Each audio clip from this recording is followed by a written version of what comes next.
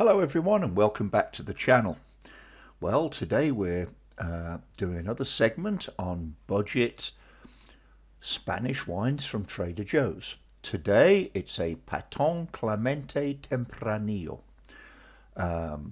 from the Denominación de Origen of La Mancha, a very historic area in Spain. If you've ever heard of Don Quixote and his squire Sancho Panza tilting at windmills, they were talking about La Mancha. And I've actually put a picture of some windmills in there from La Mancha with the website link if you want to read all about them. Okay, but let's get back to the wine. La Mancha is the certifying body for this particular wine. La Mancha is the largest wine producing area in Spain. In fact, it's the largest contiguous wine producing area in the world. It is not the most productive in Spain, though. Rioja outproduces it. It's in central Spain, south of Madrid, hot summers, cool winters. Quite an interesting area. Now, talking about the wine, this wine has very attractive labeling. It's very well marketed. I did look to see if I could find anything about Finca Valderrada, who this wine is bottled for. I couldn't much. Most of what I could find was from German websites, which is interesting because the importer is Schaefer Reichhardt Selections, which is a company founded by Germans. So I have a suspicion this wine does fairly good business in Germany as well as now in the States. Crianza on the label, which is assigned by the La Mancha DO, tells us that this wine has at least 2 years of maturation, of which one has to be in oak. Going out and reviewing what other people think of this wine. On Vivino, the majority of the reviews are 3-star, which I think is actually very fair. Some people rate it a 5. However, I think that's probably generated as much by their reaction to how much they had to pay for the wine. And that's a good point, isn't it? It's $5 a bottle. And for that price, with an attractive bottle that you wouldn't be ashamed to put on your table, I can understand why people might be enthusiastic about it. Using our own rating system, I would rate this wine as acceptable.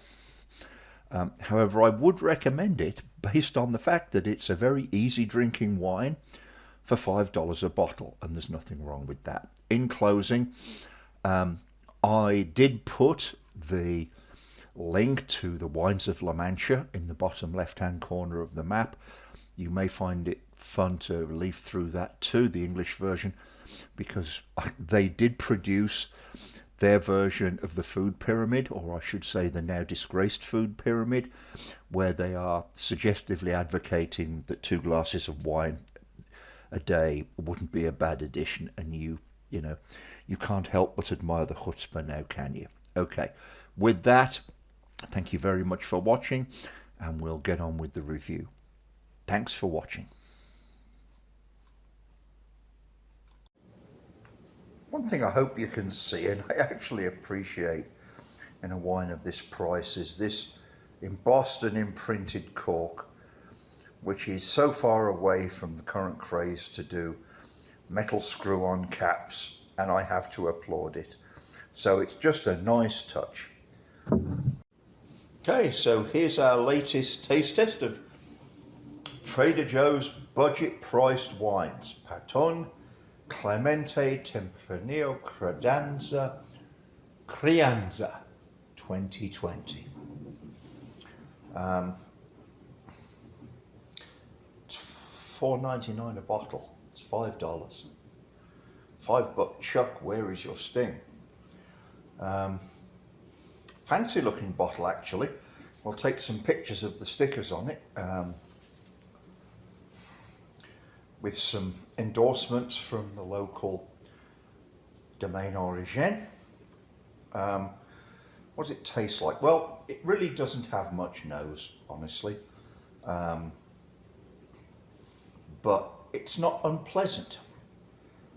It's medium dry, it doesn't really bite.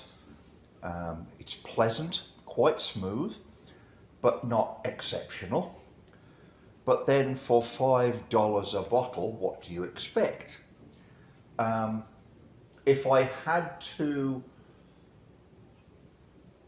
give it a description, this is Van Ordinaire. In English, it's plonk. But it's not that bad, honestly. I mean, you could put this on your table, and your guests aren't going to throw it at you. So, you know, if you're on a restricted budget and you're trying to provide some different wines to your guests, or yourself for that matter, you're not going to go awfully astray with this. Would I rush out and buy a case? No. But at $5 a bottle, it's okay. Thanks for watching. I hope you enjoyed.